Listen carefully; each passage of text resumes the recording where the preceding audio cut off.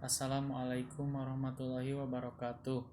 Perkenalkan, nama saya Irfan Helmi Pauji, NIM 34021900148 dari kelas manajemen C. Di sini saya akan menjelaskan tentang dikasih tugas komputer bisnis, yaitu tugas yang nomor 11 tentang saham. Yang pertama yaitu pengertian saham. Pengertian saham adalah bukti kepemilikan suatu perusahaan yang merupakan klaim atas penghasilan dan kekayaan perseroan. Perusahaan yang sahamnya dapat dibeli di Bursa Efek Indonesia disebut perusahaan tercatat. Saham merupakan salah satu produk pasar modal yang menjadi salah satu instrumen investasi untuk jangka panjang. Yang kedua adalah saham berdasarkan mekanisme perdagangan saham. Melaksanakan perdagangan efek di bursa dilakukan dengan menggunakan fasilitas JATS, NEXG. Perdagangan efek di bursa hanya dapat dilakukan oleh anggota bursa (AB) yang juga menjadi anggota keliling KPEI. Anggota bursa efek bertanggung jawab terhadap seluruh transaksi yang dilakukan di bursa, baik untuk kepentingan sendiri maupun untuk kepentingan nasabah. Yaitu yang selanjutnya yaitu proses pelaksanaan perdagangan di bursa. Ini merupakan tabel dari proses pelaksanaan perdagangan bursa.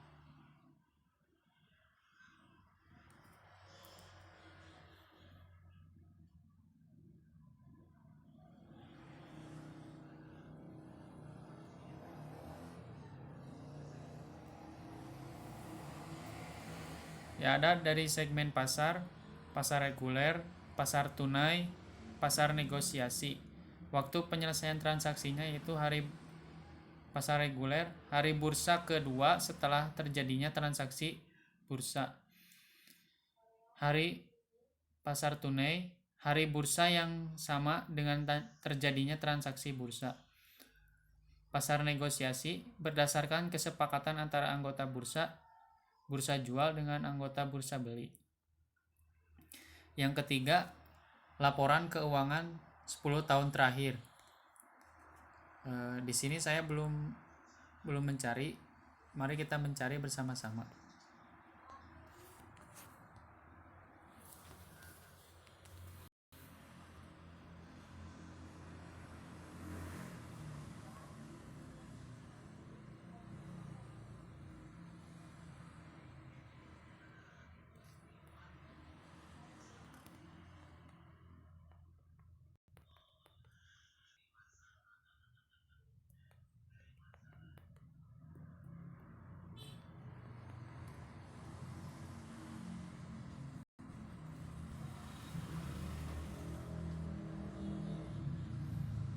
Di sini saya cari dari melihat contoh laporan keuangan 10 tahun terakhir.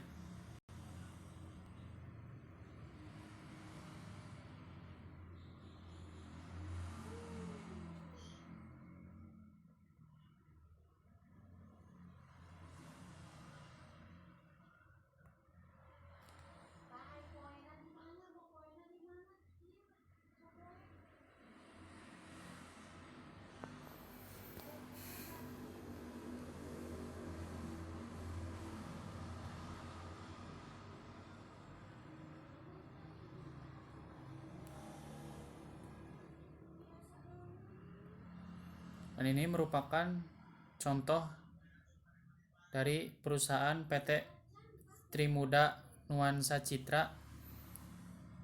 Ini laporan keuangan tahun 2018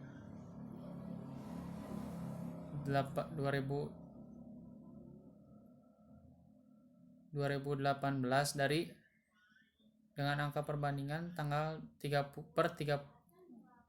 Desember 2017. Ini merupakan contoh keuangan perusahaan 10 tahun terakhir.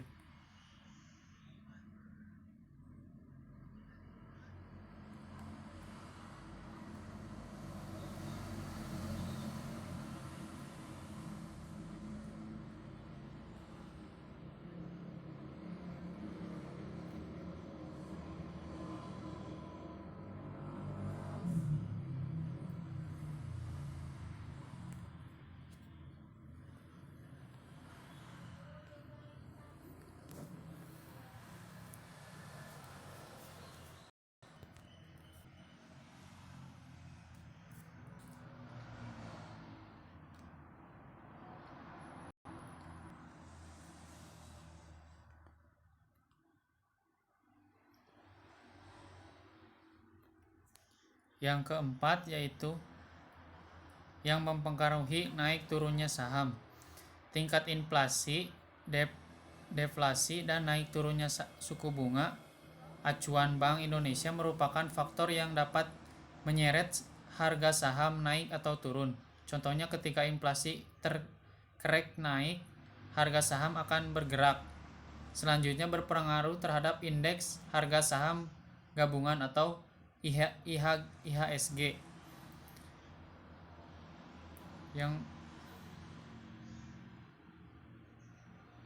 Yang pertama adalah aksi korporasi perusahaan.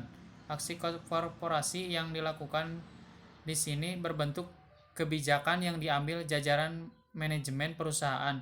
Dampaknya dapat mengubah hal-hal yang sifatnya fundamental dalam perusahaan. Contoh dari aksi korporasi adalah terjadinya akuisisi, merger, right issue, atau divestasi. Yang kedua, proyeksi kinerja perusahaan pada masa mendatang. Perkiraan terhadap performa atau kinerja perusahaan juga jadi salah satu yang turut mempengaruhi fluktuasi harga saham, sebab performa perusahaan dijadikan acuan bagi para investor maupun analis fundamental dalam melakukan pengkajian terhadap saham perusahaan. Di antara beberapa faktor yang paling menjadi sorotan adalah tingkat dividen tunai, tingkat rasio utang, rasio nilai buku atau price to book value, dan tingkat laba suatu perusahaan. Yang ketiga adalah kebijakan pemerintah. Kebijakan pemerintah juga dapat mempengaruhi harga saham meskipun kebijakan itu masih dalam tahap wacana dan belum terrealisasi. Banyak contoh dari kebijakan pemerintah yang menimbulkan volatilitas harga saham, seperti kebijakan ekspor, impor, dan kebijakan perseroan, kebijakan utang, kebijakan penanaman modal asing atau PMA, dan sebagainya. Yang keempat adalah fluktuasi kurs rupiah terhadap mata uang asing. Kuat ataupun lemahnya kurs rupiah terhadap mata uang asing seringkali menjadi penyebab naik turunnya harga saham di bursa. Secara logika, ini sangat masuk akal. Konsekuensi dan fluktuasi kurs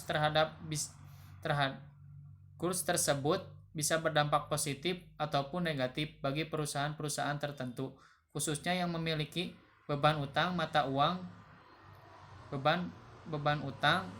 asing.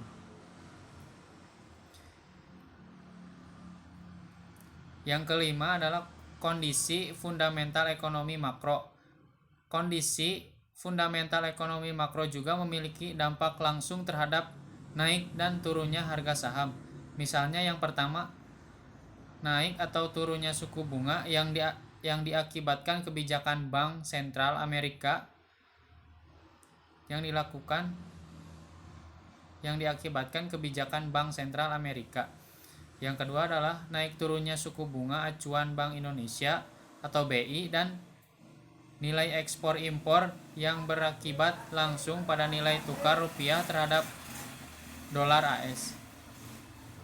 Yang ketiga adalah tingkat inflasi juga termasuk dalam salah satu faktor kondisi ekonomi makro.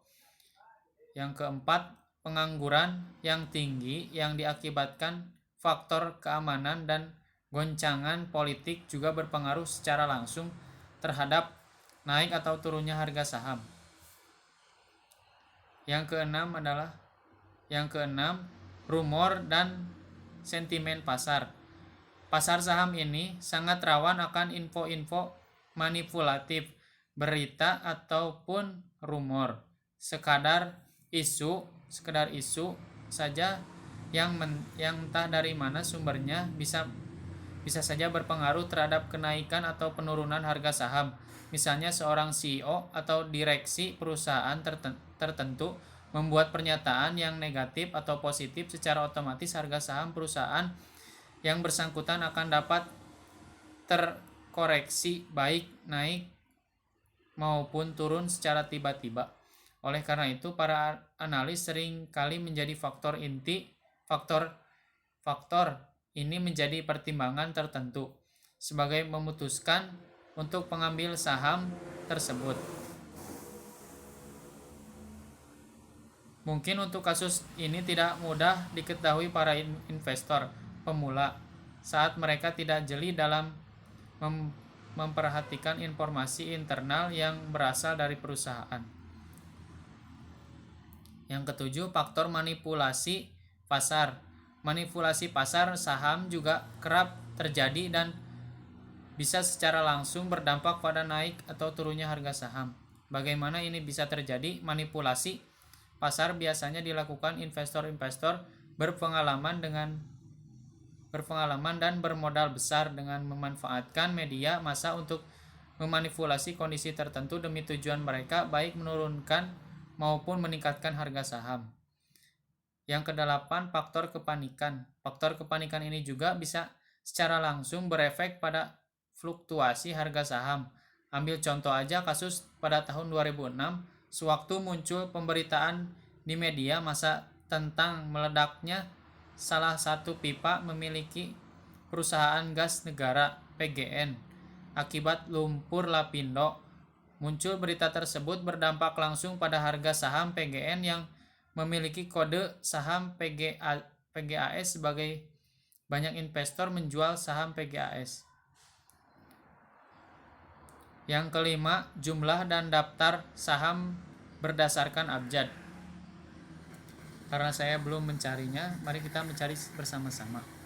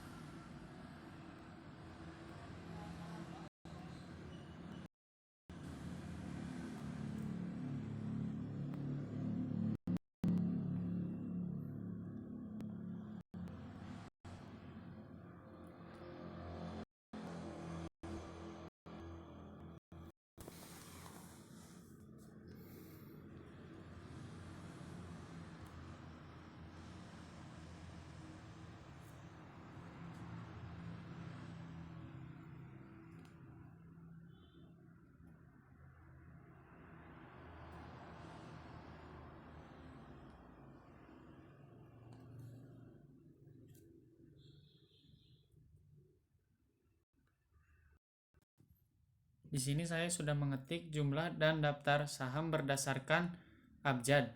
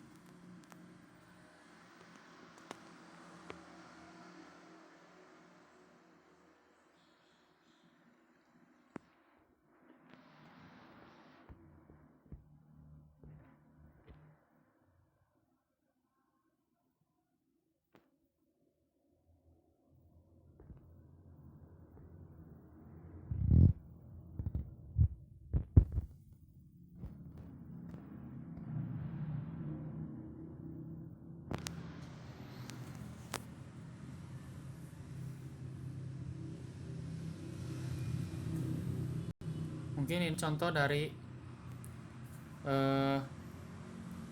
nama perusahaan saham dan abjad dari saham dari suatu perusahaan.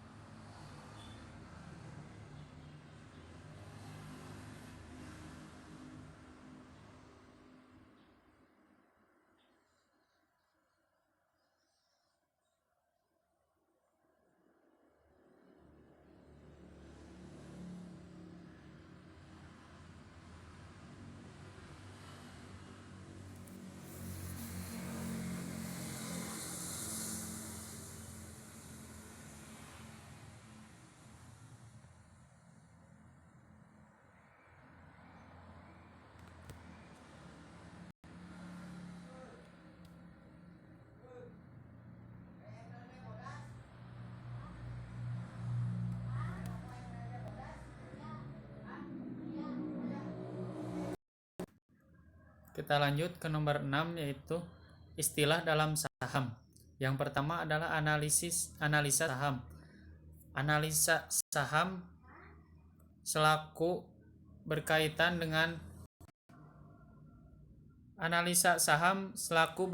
dengan bagaimana cara kita menilai sebuah saham untuk dapat layak berinvestasi pada saham tersebut. Setiap orang memiliki analisa yang berbeda, tergantung pada bagaimana cara investor untuk menilai saham tersebut.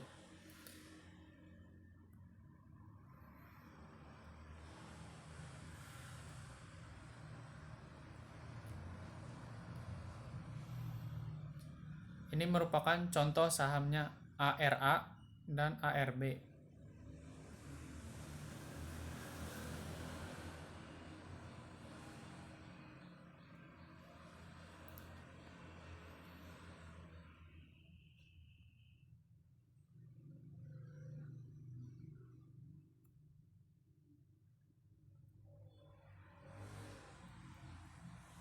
Yang ketujuh, nabung di bank versus nabung saham. Yang pertama, menabung di bank dan di saham sama-sama aman. Menabung di bank memiliki keuntungan yang terletak pada sistem keamanan yang mana uang yang kita miliki tidak akan dicuri oleh orang lain. Walaupun ada terjadi aksi kejahatan, maka pihak bank akan menanggung semua kerugian tersebut. Jadi kita tidak perlu khawatir. Lalu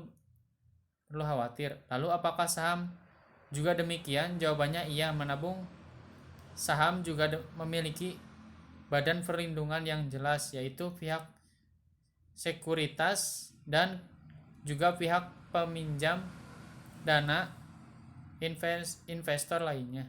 Jadi dalam hal ini menabung di bank maupun di saham sama-sama untung.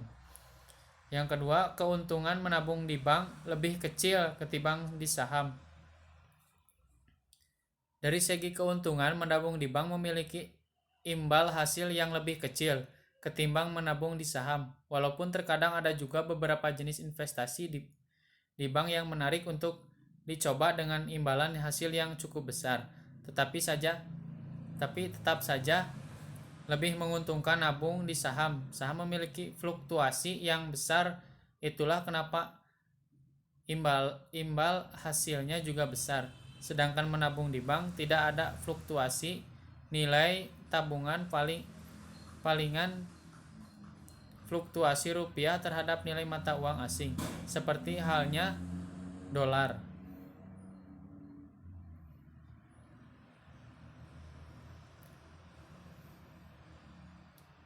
Yang ketiga, menabung di bank resikonya kecil, sedangkan di saham resikonya besar. Dalam hal resiko, menabung di bank resikonya relatif kecil. Hal ini dikarenakan instrumen investasi yang mereka ditawarkan terbilang rendah resikonya. Mereka hanya menyimpan uang nasabah dengan sedikit bunga, dan juga bank tersebut juga dihitung berdasarkan banyaknya jumlah tabungan Anda. Kalau jumlah tabungan Anda sedikit, tentu bunga banknya pun akan kecil. Yang keempat, menabung di bank kita hanya menjadi nasabah, tapi kalau di saham kita jadi investor. Jika menabung di bank, kita secara langsung akan menjadi seorang nasabah dari bank tersebut. Tetapi berbeda halnya kita menabung di saham. Jika kita menabung di saham, kita akan menjadi seorang investor sekaligus pemilik perusahaan. Inilah keuntungan dari menabung di saham. Menabung di bank hanya akan mengamankan uang kita, tetapi jika menabung di saham, kita akan mendapat keuntungan lainnya.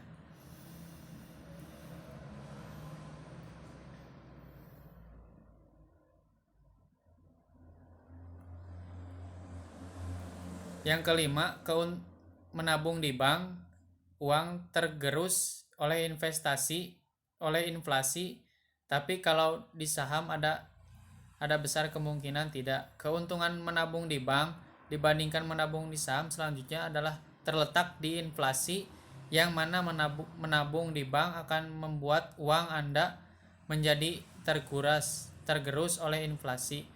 Hal ini besar kemungkinan terjadi jika tabungan Anda masih kecil.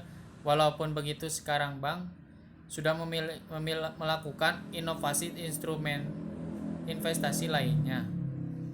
Yang keenam, menabung di bank memiliki imbal hasil yang pasti, sedangkan menabung di saham tidak.